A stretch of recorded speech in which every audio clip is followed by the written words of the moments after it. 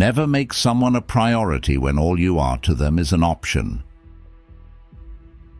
Have you ever found yourself stuck in that perplexing situation where someone you care about suddenly starts to drift away, or even worse, starts ignoring you altogether? It feels like 1 minute you're the focus of their world, and the next you're practically invisible to them. It's like chasing the wind. The harder you try, the more elusive it becomes. Have you poured your heart into making them notice you, connect with you, or even miss your presence, but to no avail? Are you obsessing over every little interaction, waiting for a hint of interest, only to be greeted by utter silence? If this resonates with you, then today might just be a turning point.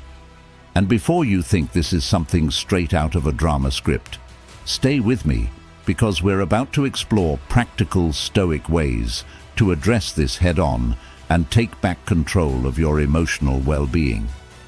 We will delve into the art of detachment, exploring how ancient Stoic wisdom can help us navigate these emotionally charged waters with grace and resilience. Whether it's a fading friendship, a cooling romance, or a distant family member, understanding how to maintain your equanimity can transform your approach and bring peace where there was once turmoil. If you appreciate what we're doing here, a simple favor I'll ask of you is to hit the subscribe button. Also, make sure you don't skip any part of the video to fully grasp the Stoic methods we'll discuss that can genuinely change the way you relate to others and empower your personal growth.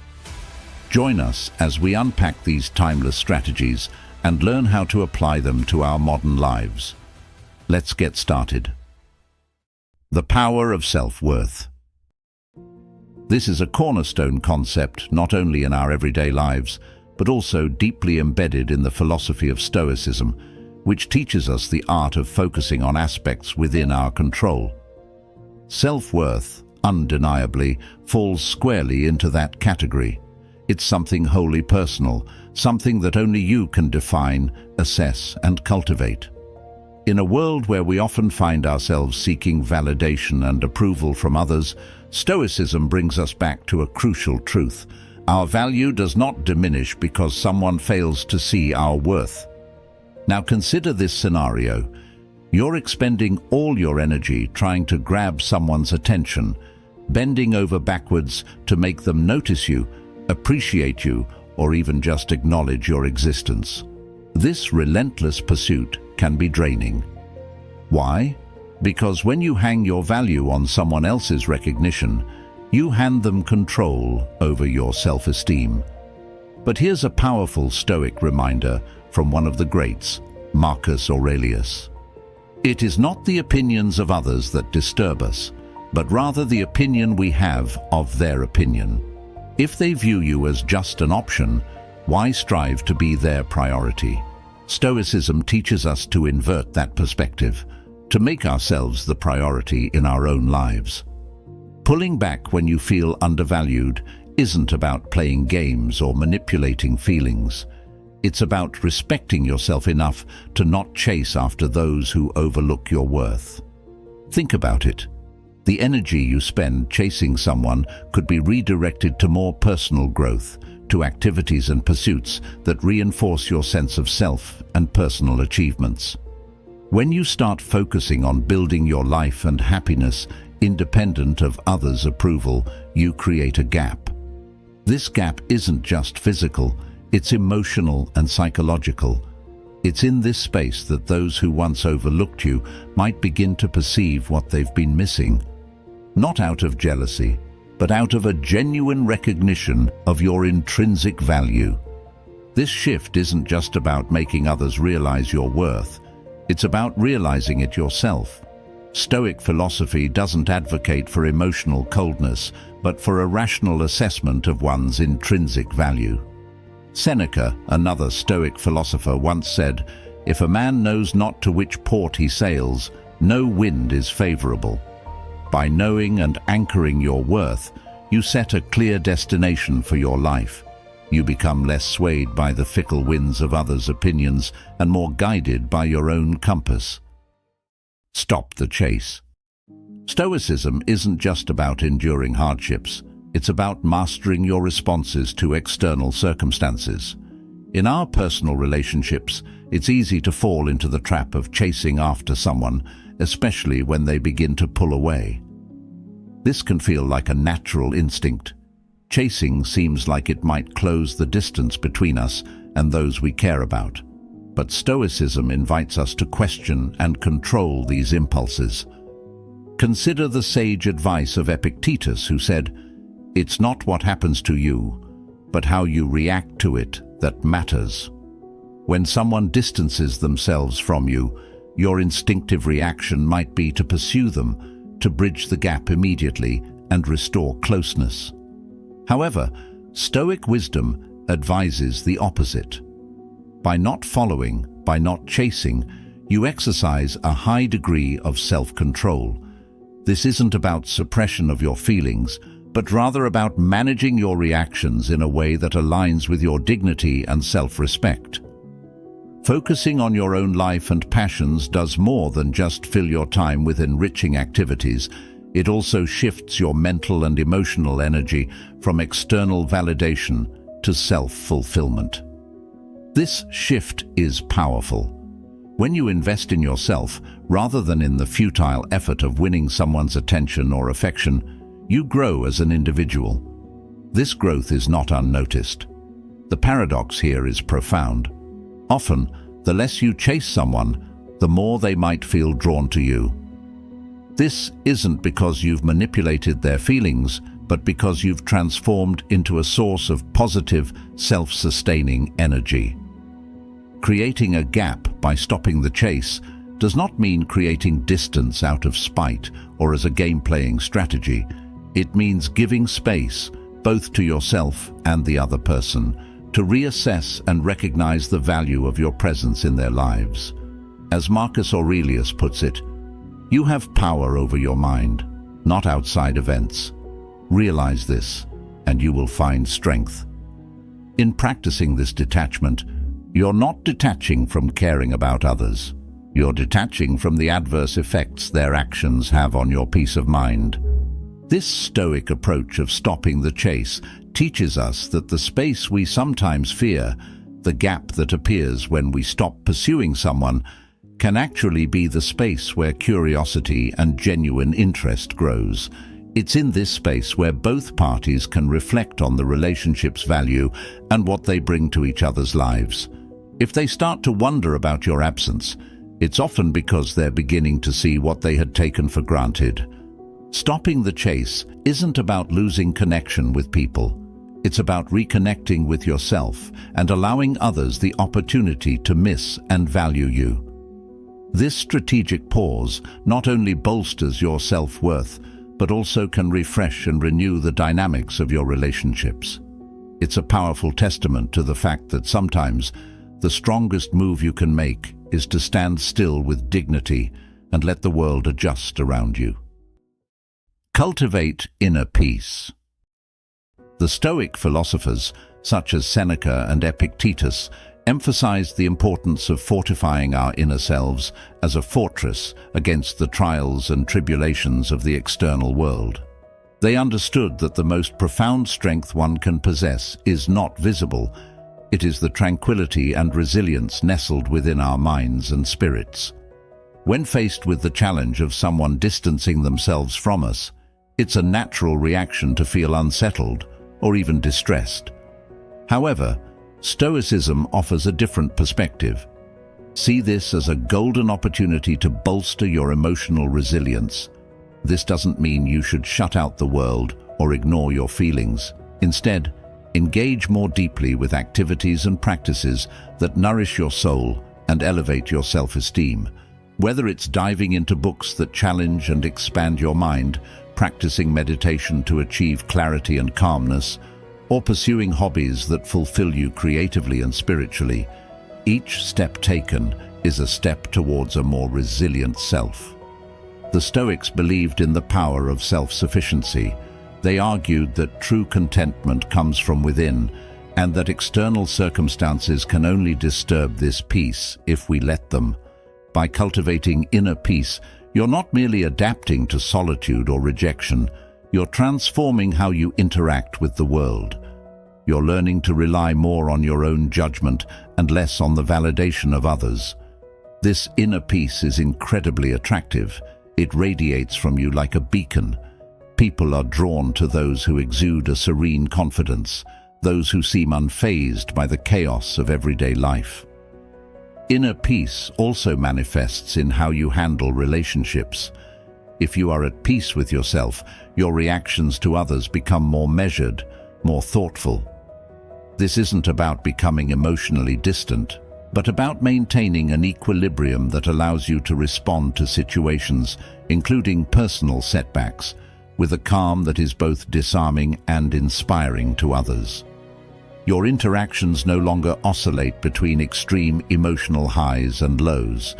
Instead, they are characterized by a steady, reassuring presence that others find comforting and safe. Moreover, cultivating inner peace through Stoic practices encourages a form of mental and emotional hygiene that keeps you not just functioning, but thriving.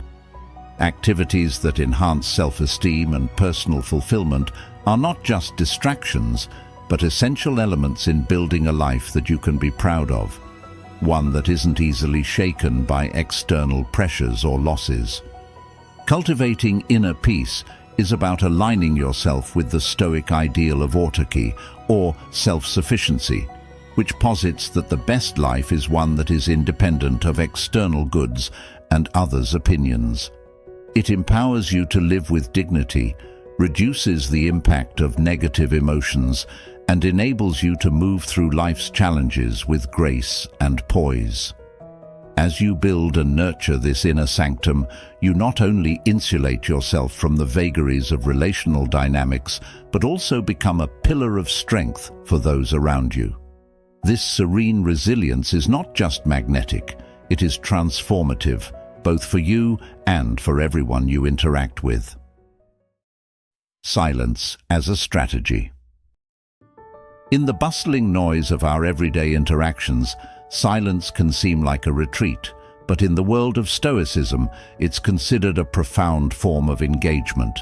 Stoic philosophers like Marcus Aurelius taught that true power lies in restraint and control over one's reactions rather than external circumstances. This idea underscores that silence is not merely the absence of speech, but a strategic response that wields significant influence over the dynamics of any situation. When you choose to go quiet, particularly in moments where emotional reactions are expected, you send a compelling message about where your focus lies. You're demonstrating that you are not swayed by external events or behaviors, but are grounded in your own principles and self-worth. This isn't about ignoring problems or giving the silent treatment in a traditional sense. Rather, it's about selectively disengaging from the cycles of reaction and counter-reaction that often escalate conflicts or misunderstandings. Implementing silence as a strategy means you consciously decide where to invest your energy. If someone is pulling away, or if you find yourself in a scenario where the usual response would be to seek closure or demand explanations, choosing silence can be powerful. This choice aligns with the Stoic practice of focusing only on what you can control. You can't control another person's feelings or actions, but you can control how much you let these external factors disrupt your inner peace. Moreover, silence can serve as a mirror, reflecting people's own behaviors back at them without the distortion of your reactions. It gives others the space to confront the reality of their actions, and often this leads to introspection on their part.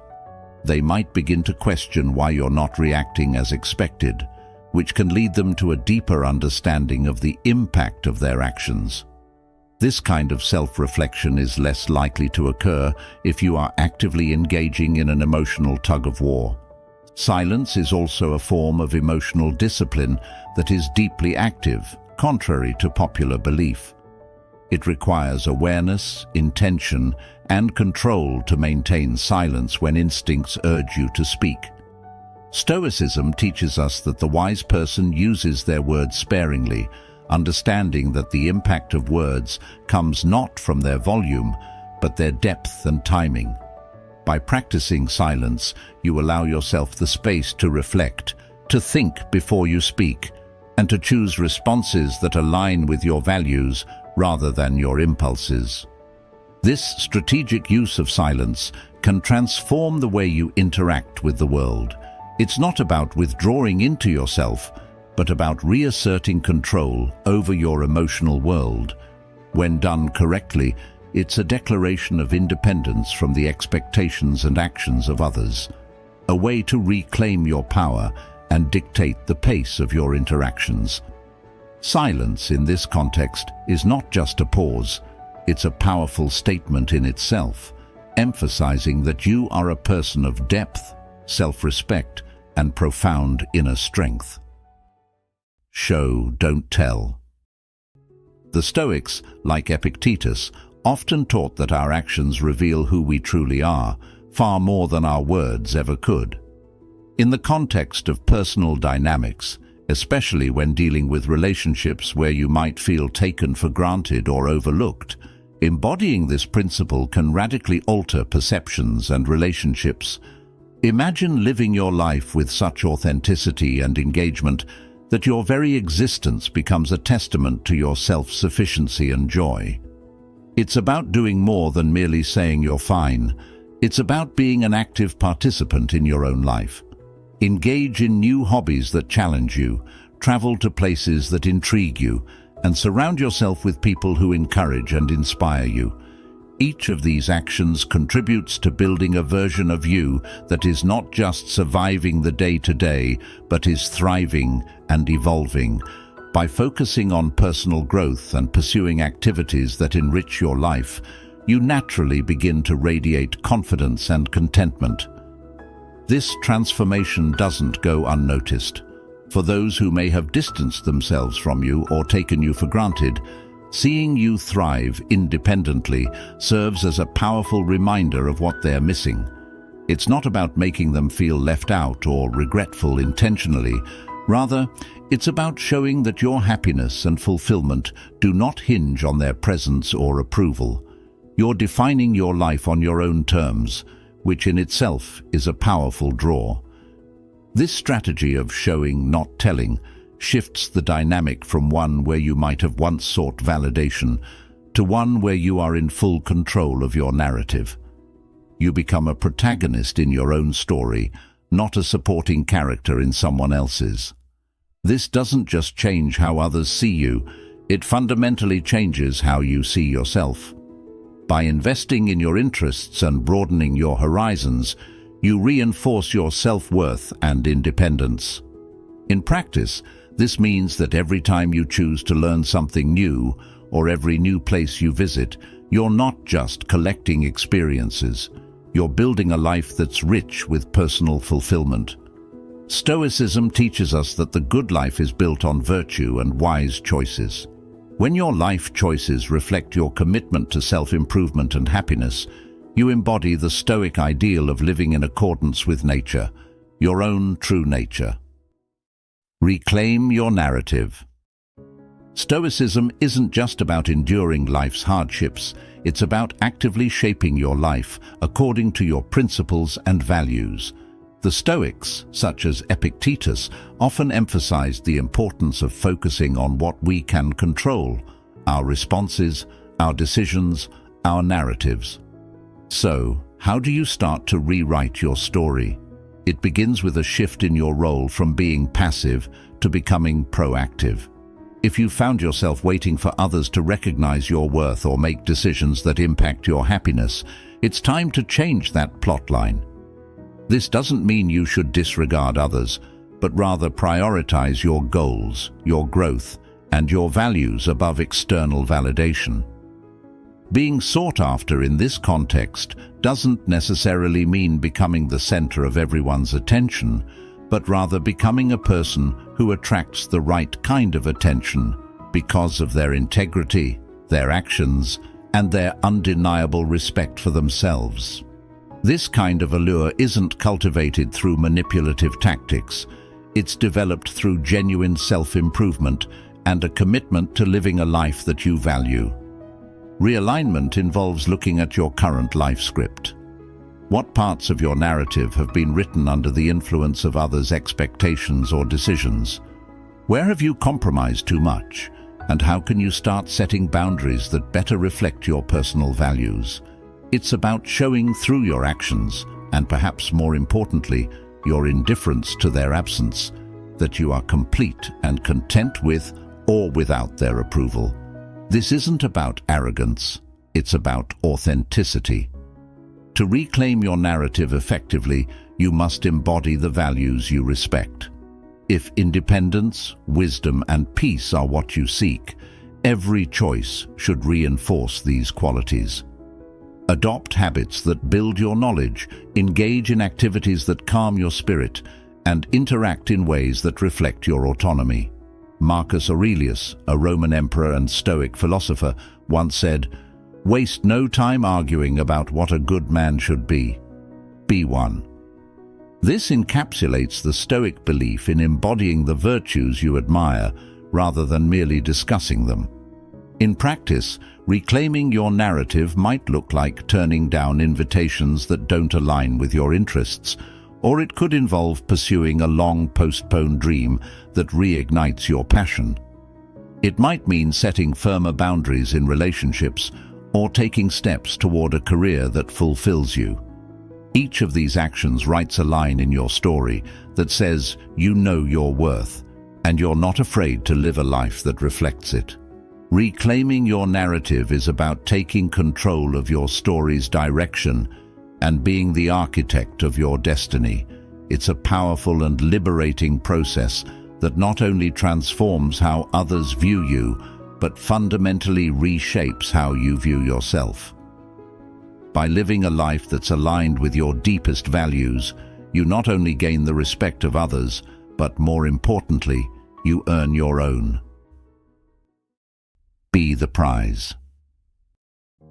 Drawing upon the wisdom of the Stoic philosopher Epictetus, who teaches us to first envision who we aspire to be and then to act upon that vision, this step is about embodying your highest self.